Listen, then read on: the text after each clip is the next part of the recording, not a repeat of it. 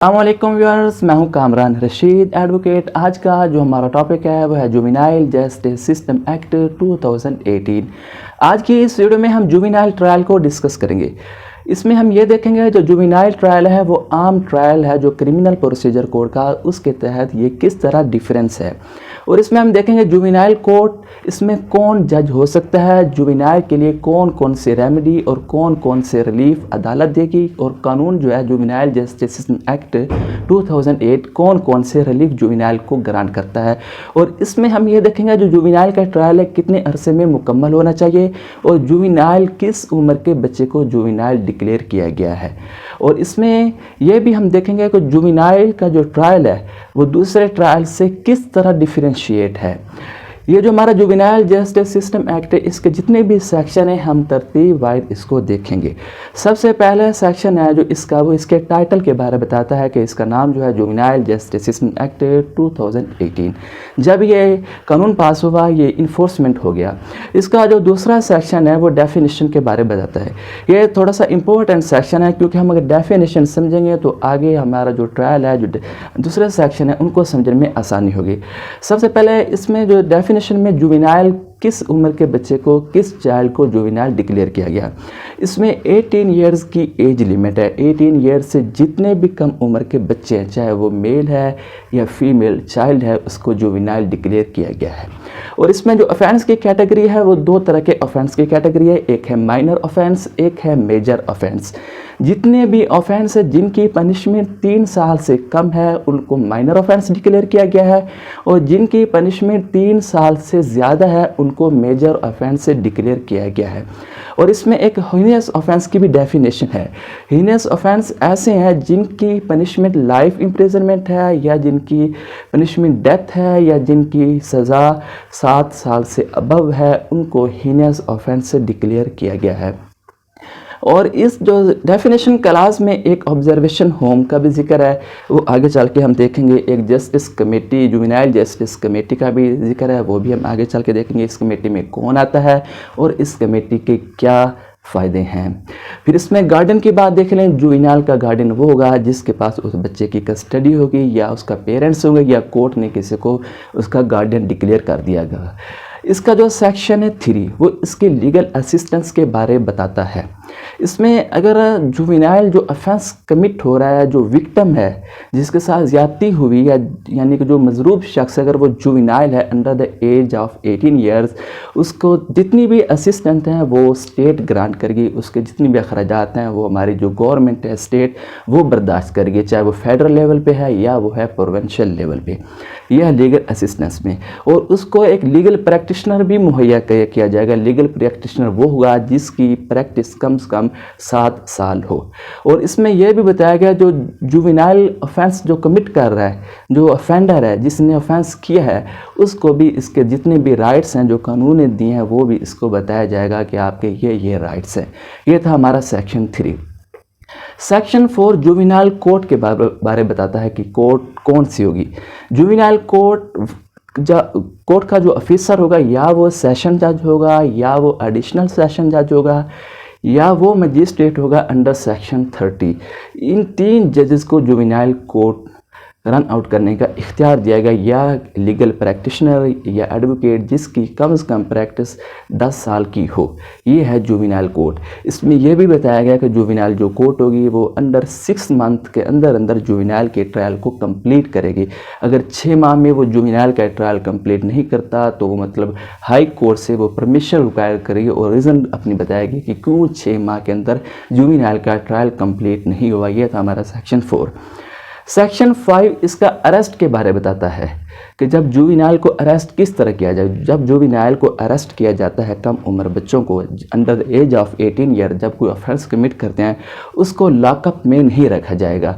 जो हमारे यानी कि पुलिस स्टेशन में लॉकअप होते हैं उनमें नहीं रखा जाएगा, उनको एक अलहदा ऑब्जर्वेशन होम में रखा जाएगा। उनके लिए अलहदा ऑब्जर्वेशन होम होंगे। जब भी जुवेनाइल को अरेस्ट किया जाएगा तो ये पुलिस की रिस्पॉन्सिबिलिटी है, उसके जो गार्डियन है उनको बताएगी कि हमने आपके बच्चे को इस ऑफेंस में गिरफ्तार किया है, अपनी कस्टडी में लिया है, और मुकम्मल एड्रेस और कोर्ट के बारे में बताएगी, और जो प्रोबेशन ऑफिसर होगा मुतलका उसको भी इन्फॉर्म करेगी। कि इस जुवेनाइल ने ऑफेंस कमिट किया है और मुकम्मल डिस्क्रिप्शन देगी प्रोबेशन ऑफिसर को। यह था हमारा सेक्शन 5। यह सेक्शन 5 था। सेक्शन 6 इसकी बेल के बारे में बताता है।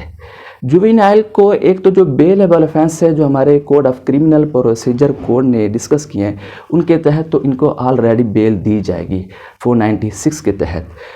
बाकी जितने भी ऑफेंस हैं चाहे वो माइनर ऑफेंस है जिनकी पनिशमेंट 3 साल से कम है, जिसने ऑफेंस कमिट किया है अगर उसकी एज 16 साल से कम है तो उनको बेल हर कंडीशन में दी जाएगी।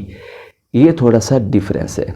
और जिस बच्चे ने ऑफेंस कमिट किया है मेजर ऑफेंस ऐसा जिसकी पनिशमेंट 3 साल से ऊपर है, या हीनियस ऑफेंस कमिट किया जिसकी पनिशमेंट डेथ है या लाइफ इम्प्रिजनमेंट है, और उसकी एज 16 साल से ऊपर है तो फिर इसकी बेल नहीं दी जाएगी। ये कोर्ट के पास डिस्क्रिशनरी इख्तियार है। फिर एक बेल एक कंडीशन में भी दी जाएगी कि अगर उनका ट्रायल 6 माह में कंप्लीट नहीं होता अंडर स्टैट्यूटरी ग्राउंड पे उसको बेल दी जाएगी। ये सेक्शन 6 हमें बेल के बारे में बताता है। सेक्शन 7 इन्वेस्टिगेशन के बारे में बताता है कि इनकी इन्वेस्टिगेशन कौन करेगा। यहाँ जो सब इंस्पेक्टर होगा वो इनकी इन्वेस्टिगेशन करेगा। कम से कम जो रैंक है वो सब इंस्पेक्टर का होना चाहिए, और सब इंस्पेक्टर की यह भी रिस्पॉन्सिबिलिटी है जो भी वो इन्वेस्टिगेशन करेगा वो साथ ही जो रेलिवेंट प्रोबेशन ऑफिसर होगा उसको भी तमाम वो मुकम्मल इंफॉर्मेशन मुहैया करेगा। यह था हमारा सेक्शन 7। सेक्शन 8 इसकी डिटर्मिनेशन ऑफ एज के बारे में बताता है। अगर कोई से जुवेनाइल को आपने कस्टडी में लिया उसकी एज का आपने कैसे तयन करना है। उसकी एज आप तो या उसके बेफार्म से या उसका बर्थ सर्टिफिकेट या स्कूल सर्टिफिकेट या कोई भी अदर रेलिवेंट डॉक्यूमेंट या मेडिकल एग्जामिनेशन के थ्रू उसकी एज को डिटरमिन किया जाएगा। सेक्शन 9 बताता है डाइवर्जन ये है कि जब भी किसी जुवेनाइल को आप कस्टडी में लेते हैं जो प्रोबेशन ऑफिसर होगा, इसमें एक डाइवर्जन में एक कमेटी होती है जुवेनाइल जस्टिस कमेटी, वो है सेक्शन 10। पहले हम सेक्शन 10 को देख लें। जुवेनाइल जस्टिस कमेटी में 4 लोग होंगे। एक तो जुडिशल मजिस्ट्रेट अंडर सेक्शन 30, दूसरा इसमें डीडीपी डिस्ट्रिक्ट पब्लिक प्रोसिक्यूटर, तीसरा जो मेंबर होगा वो होगा एक एडवोकेट जिसकी मिनिमम प्रैक्टिस 7 साल हो, प्रैक्टिशनर हो बाकायदा। जो नंबर 4 पे जुवेनाइल जस्टिस कमेटी का मेंबर होगा वो होगा प्रोबेशन ऑफिसर जिसका बेसिक पे स्केल 17 होगा। ये जुवेनाइल जस्टिस कमेटी के 4 लोग होंगे। जुवेनाइल जस्टिस कमेटी के फंक्शन क्या है? एक तो जितने भी ऑब्जर्वेशन होम होंगे जहां जुवेनाइल ने ऑफेंस कमिट किया फिर बाद को उसकी कस्टडी अंडर ऑब्जर्वेशन होम में रखा जाएगा, उसको इंस्पेक्शन करना, रिहैबिलिटेशन सेंटर जो बनाए जाएंगे उनको भी इंस्पेक्शन करना, और जो डाइवर्जन का मामला होगा वो अंडर 1 मंथ के अंदर वो कंप्लीट करना। डाइवर्जन ये है कि जब किसी भी जुवेनाइल ने ऑफेंस कमिट किया या तो जो पार्टीज़ होंगी मुतलका पार्टीज़, एक तो कंप्लेनेंट दूसरी वो पार्टी विक्टिम पार्टी, उनका आपस में सुलह कराया जाएगा। ये डाइवर्जन में आता है। दूसरा ये कि जितनी भी अगर उसने कोई प्रॉपर्टी चोरी की है मूवेबल वो उसको वापस कर दी जाएगी, या उसको ये भी इसमें है कि उसका जो इतना भी नुकसान होगा वो नुकसान के बदले उसको पेमेंट दी जाएगी। या ये भी हो सकता है अगर वो अपनी कोई रिटर्न या ऑरली जुवेनाइल होगा वो माफ़ी मांग ले। ये डाइवर्जन में मतलब उसको रिलीफ दिया गया है जुवेनाइल को कि उसकी सज़ा भी माफ़ की जा सकती है, उनकी सुलह भी कराई जा सकती है, या जितना भी नुकसान होगा नुकसान के बदले उसको पेमेंट अदा की जाएगी, या वो रिटर्न माफ़ी मांग ले।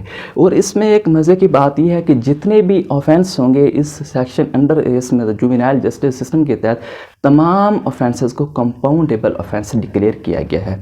ये है सेक्शन हमारा 9 जो डाइवर्जन आता है। सेक्शन 10 जो जुवेनाइल जस्टिस कमेटी होगी वो डाइवर्जन के मामले को हैंडल करेगी। ये रिलीफ है जुवेनाइल के बारे।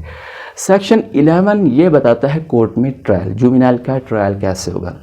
जुवेनाइल के जो ट्रायल की प्रोसीडिंग होगी वो होगी इन कैमरा। किसी भी इर्रेलेवेंट इंसान को या किसी भी इर्रेलेवेंट पर्सन को कोर्ट में आने की इजाज़त नहीं होगी। सिर्फ कोर्ट में एक प्रिजाइडिंग ऑफिसर, जज साहबान या जो मुतलका उसका अमला होगा वो होगा, या इनके जो रेलिवेंट पार्टीज़ होंगी या एडवोकेट होंगे उनको ही परमिशन होगी, वो कोर्ट में इन कैमरा प्रोसीडिंग होगी। फिर इसमें यह भी बताया गया जुवेनाइल है उसकी जितनी भी अटेंडेंस है वो कोर्ट इसको मुआफ़ कर सकती है, कि उसका ज़रूरी नहीं है कि वो हर पेशे पे हर डेट पे कोर्ट में आन के पेश हो। ये जुवेनाइल को रिलीफ दिया गया है। फिर सेक्शन 12 इसमें यह बताया गया अगर जुवेनाइल और एक अडल्ट पर्सन इकट्ठे मिलके कोई ऑफेंस कमिट करते हैं तो इन दोनों का ऑफेंस का जो ट्रायल होगा अडल्ट का सेपरेट होगा और जुवेनाइल का सेपरेट होगा। एक कंडीशन में इनका ट्रायल इकट्ठा हो सकता है जब कोई मतलब इंसाफ के लिए ज़रूरी हो कि इन दोनों का ट्रायल इकट्ठा किया जाए। फिर इसमें यह होगा जो जुवेनाइल होगा उनकी जो पर्सनल अटेंडेंस उसको मुआफ़ किया जाएगा, उसको इनके मतलब वीडियो लिंक के थ्रू या ऑडियो लिंक के थ्रू उनको मतलब कोर्ट में सुना जाएगा। ये एक कंडीशन है सेक्शन 12 में कि अडल्ट का और जुवेनाइल का ट्रायल अलग-अलग होगा, चाहे उन्होंने ऑफेंस एक ही कमिट किया। यह था हमारा सेक्शन 12। सेक्शन 13 हमें बताता है डिस्क्लोजर ऑफ आइडेंटिटी कि जुवेनाइल जिसने ऑफेंस कमिट किया है किसी भी मीडिया को या किसी भी इंसान को उसकी जो आइडेंटिटी है वो नुमाइश नहीं कर सकते, उसके बारे में खबर नहीं लगा सकते, अखबार में उसकी पिक्चर नहीं दी जा सकती, मतलब इसे सीधा राज में रखा जाएगा। पब्लिकेशन पे मना है। पब्लिकेशन एक ही कंडीशन में होगी जब जिसका मकसद गुड फेथ में मकसद हो, या कोर्ट की परमिशन से या इन्वेस्टिगेशन की ऑफिसर की परमिशन से या उसके जो लीगल गार्डियन होंगे वो परमिशन देंगे, फिर उसकी आप आइडेंटिटी को डिस्क्लोज कर सकते हैं। अदरवाइज जो भी इसकी आइडेंटिटी है वो पब्लिक करेगा उसके लिए पनिशमेंट है जो 3 साल की उसको सज़ा दी जाएगी। ये था हमारा सेक्शन 13।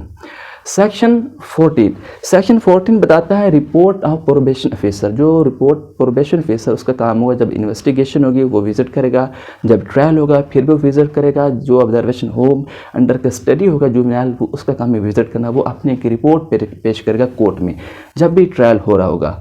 रिपोर्ट में ये होगा उस जुवेनाइल के कैरेक्टर के बारे में बताया जाएगा कि मतलब इसका सोशल लीगल कैरेक्टर क्या है, मतलब ये एजुकेशन हासिल कर भी रहा है या नहीं एजुकेशन हासिल कर रहा, और इसकी एजुकेशन के बारे और इसके कैरेक्टर के बारे बताया जाएगा, और इसका जो बैकग्राउंड के बारे बताया जाएगा। वो जितनी भी रिपोर्ट होगी कि आया कि इसने अपना जो ऑफेंस है वो एडमिट किया है कि इसने ऑफेंस किया है और इन्वेस्टिगेशन में क्या साबित हुआ है, जो प्रोबेशन ऑफिसर वो एक रिपोर्ट पेश करेगा सेक्शन 14 के तहत। सेक्शन 15 में जब रिपोर्ट आ जाएगी कोर्ट के पास इख्तियार होगा कि जुवेनाइल को या तो पनिशमेंट कर दे या फ़ाइन कर दे या उसको मतलब उसकी सज़ा मुआफ़ की जा सकती है। ये सेक्शन 15 में कोर्ट के पास इख्तियार है, या फ़ाइन करेगा या उसकी सज़ा मुआफ़ की जाएगी या उसको प्रोबेशन मतलब प्रोबेशन पीरियड पे भेज दिया जाएगा। एज वो एक सेंटेंस कंसीडर नहीं होती। ये हमारा सेक्शन 15 है। सेक्शन 16 ये बताता है कि जो जुवेनाइल जब इसको कस्टडी मतलब ली जाएगी, जब जिसने ऑफेंस कमिट किया इसको हैंड कफ नहीं लगाए जाएंगे, इस पर कोई जिस्मानी सज़ा नहीं दी जाएगी और इसको आप लीगल सॉलिटरी कन्फाइनमेंट भी नहीं रखा जाएगा। इसके लिए ये बाहर लगाया, ये रिलीफ दिया गया है जुवेनाइल को। एक ही कंडीशन में उसको हैंड कफ लगाए जाएंगे जब उसकी एज 16 से अबव है या उसने कोई ऐसा हीनियस ऑफेंस है जिसकी पनिशमेंट लाइफ इम्प्रिजनमेंट है या डेथ है वो कमिट किए, फिर इसको वो हैंडकफ लगाए जाएंगे। अगर या वो हैबिचुअल ऑफेंडर है फिर इसको सॉलिटरी क़यादी तन्हाई भी दी जा सकती है। ये हमारा सेक्शन 16 है। सेक्शन 17 वो फीमेल के बारे में बताता है। कोई भी फीमेल जुवेनाइल जिसने ऑफेंस कमिट किया है उसको कस्टडी में नहीं लिया जाएगा और उसकी इन्वेस्टिगेशन भी फीमेल पुलिस ऑफिसर उसकी इन्वेस्टिगेशन करेगी। ये फीमेल के बारे में बताया गया और फीमेल को दारुल अमान में रखा जाएगा, जबकि जो जुवेनाइल मेल चाइल्ड है उसको या तो रिहेबिलिटेशन सेंटर में रखा जाएगा या ऑब्जर्वेशन होम में रखा जाएगा। ये तो हमारा सेक्शन 17। सेक्शन 18 बताता है अपील के बारे। अपील का मुकम्मल procedure code of criminal procedure code के तहत अपील होगी। अगर उसे इक्विट किया गया है तो अंडर 417 के तहत उसकी अपील होगी। अगर उसकी मतलब एक कन्विक्शन है फिर इसकी जो अपील है वो 408 या 410 के तहत हाई कोर्ट या सेशन कोर्ट में उसकी अपील होगी। फिर सेक्शन 19 बताता है कि जुवेनाइल को जो भी पनिशमेंट दी जाएगी या उसको प्रोबेशन ऑफिसर या फाइन या जो भी इसकी सेंटेंस होगी वो इसको मतलब इसकी जो बाद में आने वाली लाइफ होगी उसमें इस एक बार नहीं होगी, किसी भी मौके पे इसको डिस्क्वालीफाई नहीं किया जाएगा कि आप मतलब अदालत से सज़ाशुदा हैं। ये एक बहुत बड़ा रिलीफ दिया गया जुवेनाइल को। ये था आज का हमारा टॉपिक। अगर आप दोस्तों को कुछ सीखने को मिला तो मेरी वीडियोस को लाइक कीजिए, चैनल को सब्सक्राइब कीजिए। शुक्रिया। अल्लाह हाफिज़।